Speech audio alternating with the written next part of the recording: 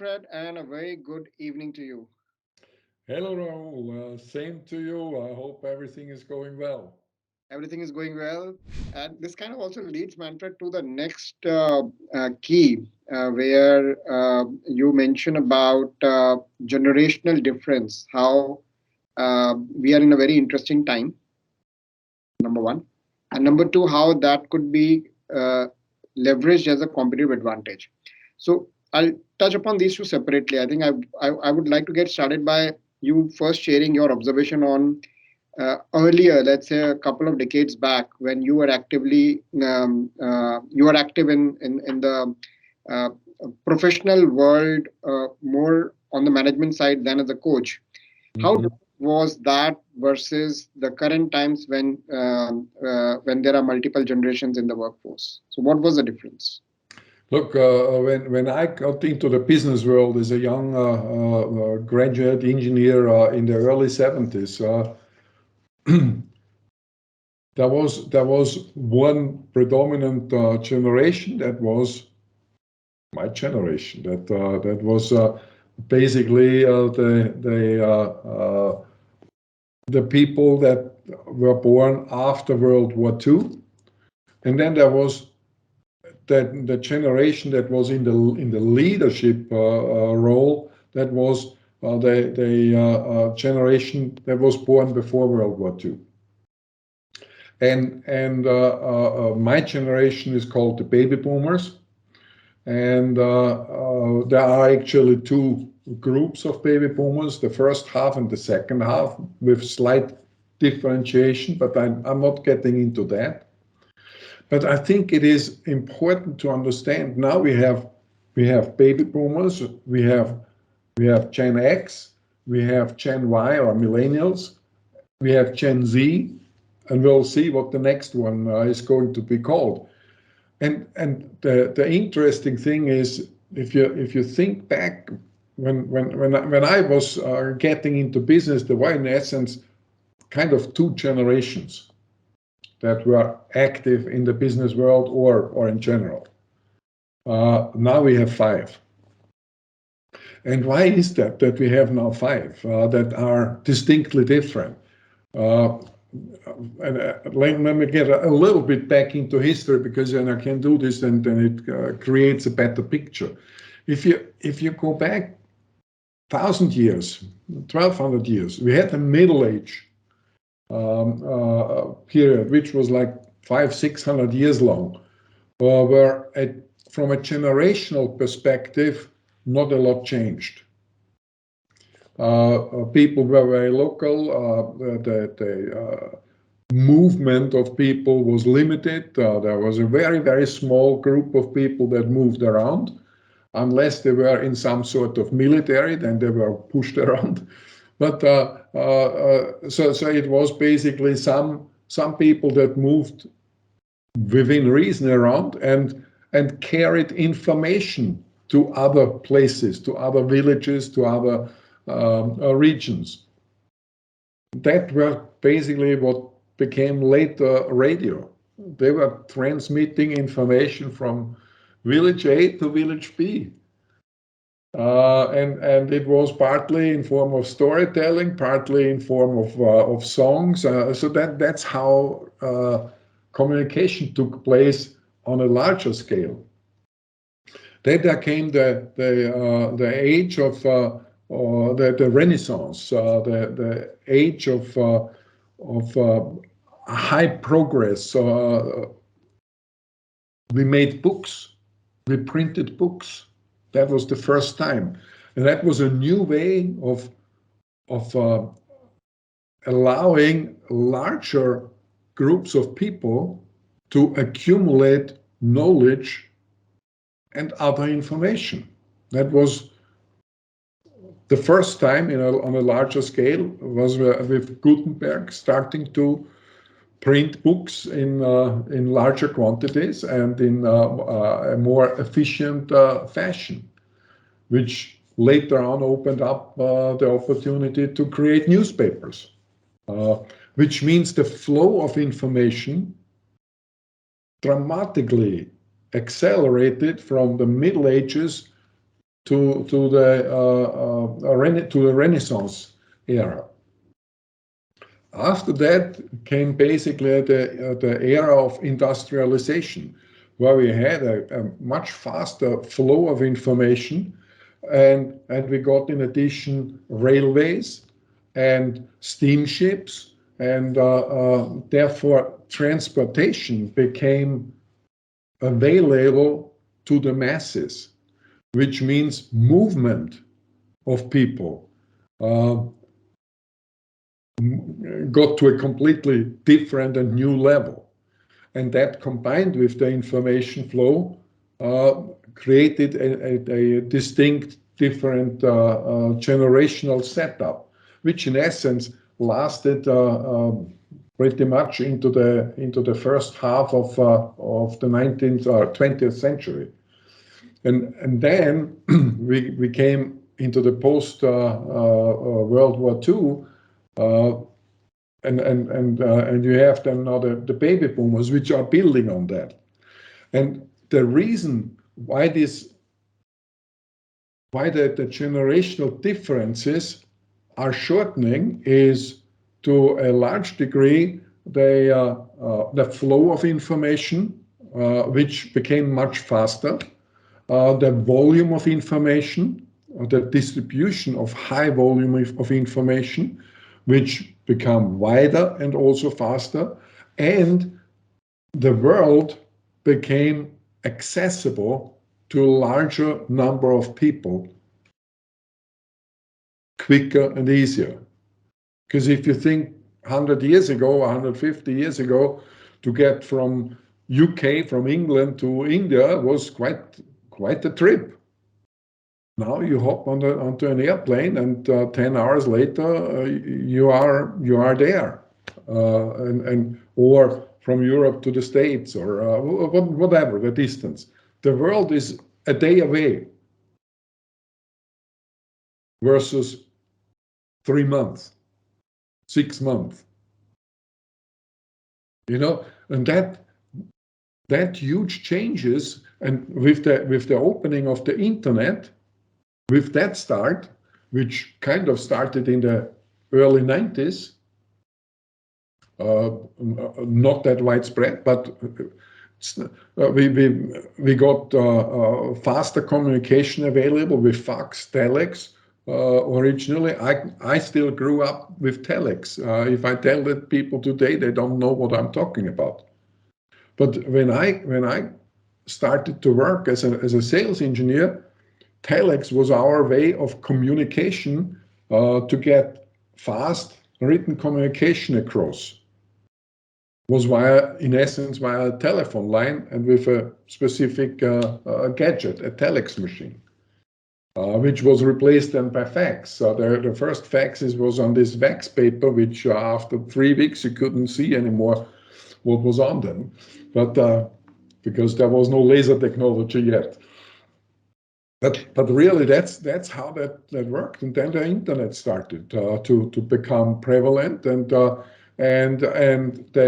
the capacity to transport data on the internet also in the beginning was very limited. Think about dial-up connection to with, I don't know, 18 baud per second or something like that, to 24 to as it increased, which was quite fascinating at the time. Today, if you don't have gigabit internet, you feel kind of, okay, but it's not what it could be. Yeah. And all these technological developments, which allowed the key, to me, the key is information movement and distribution, communication, as we do today, here, right now, and being able to travel large distances in short time. That has raised the speed of generational changes, distinct changes. If you look at Gen Z, these are young people that most of them have never used a payphone. They don't even know what it is. Yeah. Manfred, so fascinating. I mean, wow. I mean, I was absorbing the the way you describe how we are where we are, how we've reached this stage, and why we are saying that there are five generations and in the workplace today versus when you were in the workforce, there were essentially two. And the crux of it, um, if I were to tell the entire beautiful story, the way you narrated how it evolved in this way, that there are a set of ideas which predominantly define how a bunch of people are uh, gonna move in which particular direction. If I were to think of this way, that when we say generation, essentially we are saying that there are a set of ideas that were influential in how a set of people took decisions in in a particular duration. So when you said pre-World War and post-World War, the ideologies and the ideas, there was a distinction pre-World War versus post-World War, and hence the way people were taking decisions before World War and after World War was different, and hence we are saying there are two generations. If Mhm. I apply this as a core principle around which generational differences arise, then two factors that have heavily influenced this is one, the speed at which information is flowing today. So earlier, for a long time, there were a set of ideas which remained prevalent to influence people. Today, that duration itself has been crunched. New ideas not only get generated, which was happening probably earlier also, but they used to die in a small vicinity. But that the scope became wider and wider. Never got out. Yeah, yeah. So now we have like a set of ideas uh, which would get generated in one remote corner of the world, but they are accessible almost everywhere. The Instantly. instantly, yes, Instantly. instantly, and the duration has become crunched. The time gap which was there between one dominant idea and the next one used to be earlier much longer. Now it has gotten crunched. So that's one aspect of it, that duration getting crunched means that the way we used to define generation, a generation being driven by a set of ideologies and ideas, suddenly we are seeing that the time gap has become shorter, and now we see the ideologies changing. So that one aspect, and the second is the mobility which you mentioned, which is that earlier it used to be and that I am in one part of the world, and my work is pretty much limited there.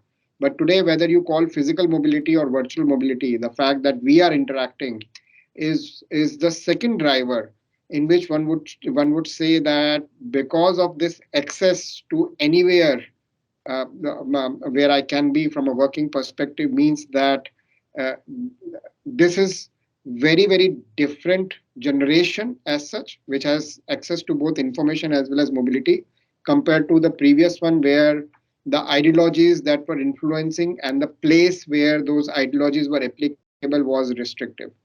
So I think if I apply these two, then Don't what forget the third, uh, the volume of information volume that's of available to everybody.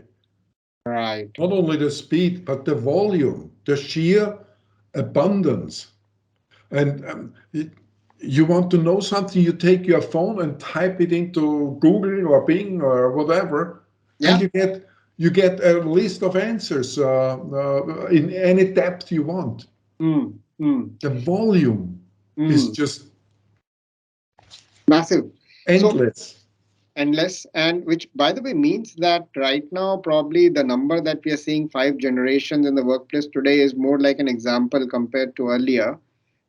It's basically, in other words, this number could be anything. It could even go up because at any point of time, it would depend on how do we create a distinction between one set of people with a set of ideologies, beliefs, and what drives them versus another. So that number Mhm. today we might be saying is 5. And by the way, it could be more than 5. And going forward, uh, first is soaking in this reality that this is how the nature of workplace is going to be more and more complex in terms of how many different ideologies are going to be there, how many different generations are going to be there in the workplace.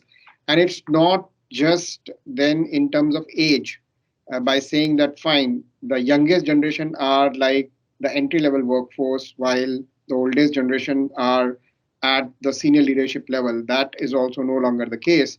So it could be that my peer group itself consists of multiple generations, uh, and if I look at going forward, this is the reality. So very interesting take. Takes me to my next question, that if this is a reality, you mentioned about an effective leader can use this reality as a competitive advantage. And I'm Yes. sure one aspect, which is the obvious one, is that someone who appreciates that this is what the structure is anyway ahead of someone who is trying to still figure out that what's happening in the workplace. But beyond that awareness that this is a reality, what can anyone do consciously to convert this into a competitive advantage? Well, there is certainly, first of all, recognizing that that this multi-generational and multi ethnic environment is is a source of great advantage. Rather than pushing it away or excluding it, uh, internalizing it is important. Smart leaders recognize that, and that's where the whole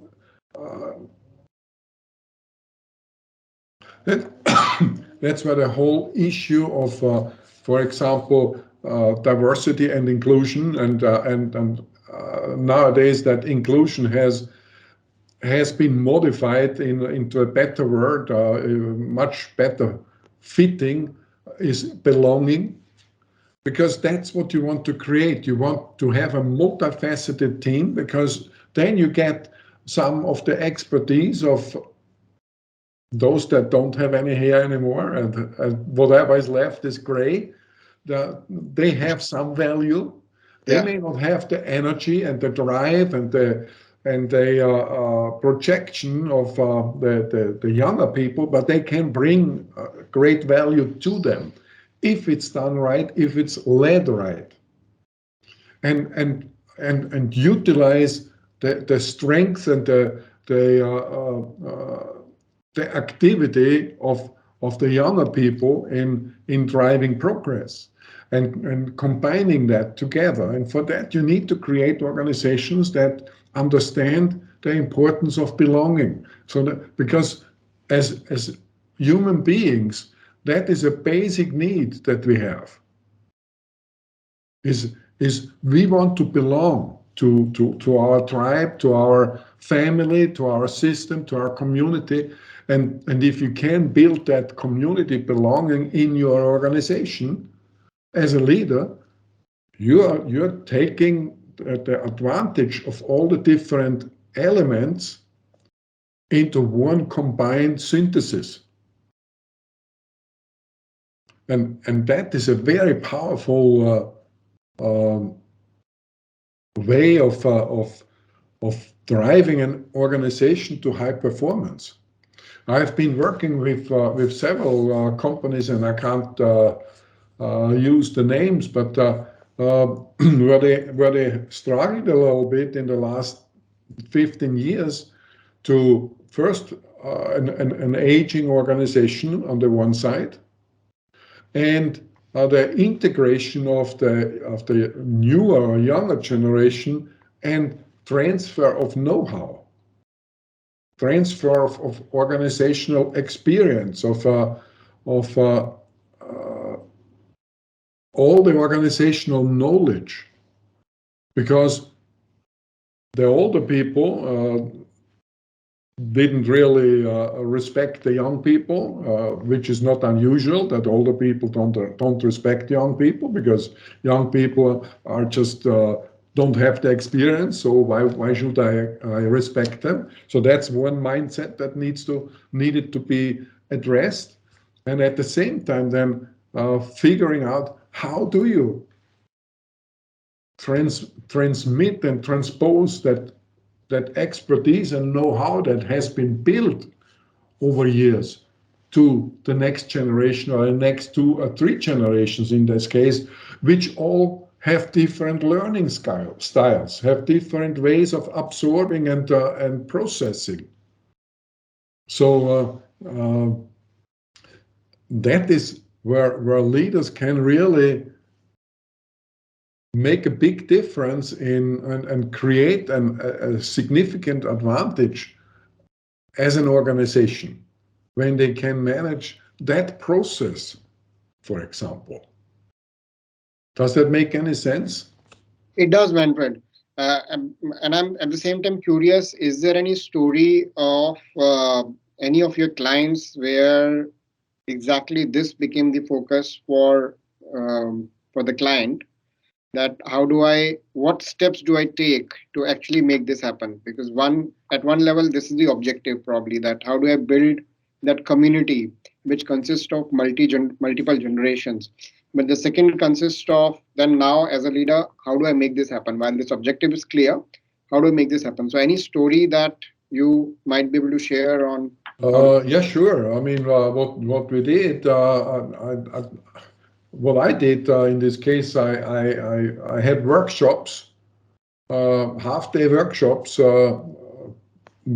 partly with groups that were a part of with a generational group, and those workshops were to communicate and work through what are the differences between the now existing generations. And then we did workshops together where we had everybody mixed up and created then ways so that they start learning from each other and starting to build that different relationship on a mutually more respectful level, and understanding that it doesn't necessarily mean one is smart and the other one is stupid. It means that we view things different.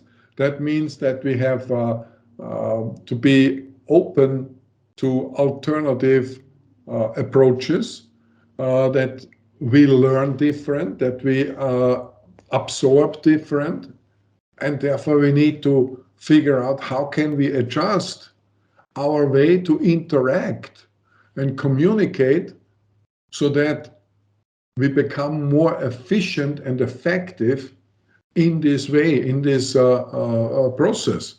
And we did this through different workshops and activities, and these are partly sizable companies, very well-known brands. And I mean, for them, it was critical not only to create that advantage, but to overcome the disadvantage of not being able to move know-how from one generation to the next. Understood.